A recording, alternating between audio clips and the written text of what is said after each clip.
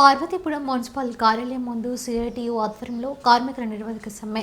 సమస్యలు పరిష్కరించాలని పార్వతీపురం మున్సిపల్ కార్యాలయం ముందు నిరసన.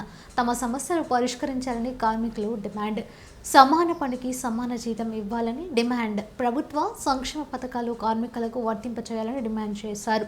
రెగ్యులర్ కార్మికులకు సిపిఎస్ రద్దు చేయాలని డిమాండ్ చేస్తున్నారు. తమ సమస్యలను పరిష్కరించలేని పక్షంలో ఉద్రిక్తత చేస్తామని తెలిపారు.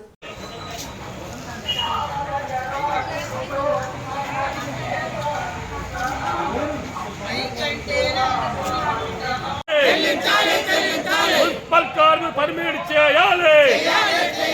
మున్సిపల్ కార్మికులు పర్మిట్ చేయాలి. ప్రభుత్వం ముందు వైపు నశించాలి. వర్ధిల్లాలి. జిందాబాద్ సిఐటియు. జిందాబాద్ సిఐటియు. సమాన పని సమాన వేతనం చెల్లించాలి. జిందాబాద్ సిఐటియు.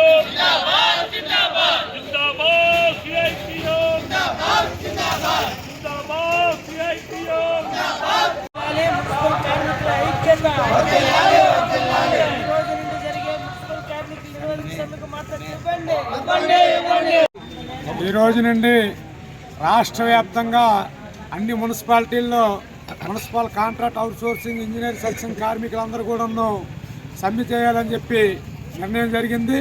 ఇప్పటికే 4.5 సంవత్సరాల నుండి రాష్ట్ర ప్రభుత్వానికి మున్సిపల్ శాఖ మంత్రికి అనేక దఫాలుగా వినతిపత్రాలు ఇచ్చి ఉన్నాము. సమస్య పరిష్కారం చేయాలని చెప్పి అనేక సార్లు రాయబారాలు చేసి ఉన్నాము. కానీ ప్రభుత్వం ఇప్పటికి కూడాను నిమ్మకి నీరెత్తినట్లుగా ఉందో తప్ప మున్సిపల్ కార్మికుల సమస్యలు పరిష్కారం చేయడం లేదు. మున్సిపల్ కార్మికులు కోరుతున్నవేం గొంతమ్మ కోరికలు కాదు. రాష్ట్ర ప్రభుత్వం జగన్మోహన్ రెడ్డి గారు ఎన్నికల ముందు ఇచ్చినటువంటి హామీని అమలు చేయమని చెప్పి అడుగుతున్నాం. ఎన్నికల ముందు ఆయనే హామీ ఇచ్చారు. కాంట్రాక్ట్ కార్మికులందరినీ కూడా రెగ్యులరైజ్ చేస్తామని చెప్పాడు. సమాన పనికి సమాన వేతనం ఇవ్వాలని చెప్పి సుప్రీంకోర్టు చెప్పింది.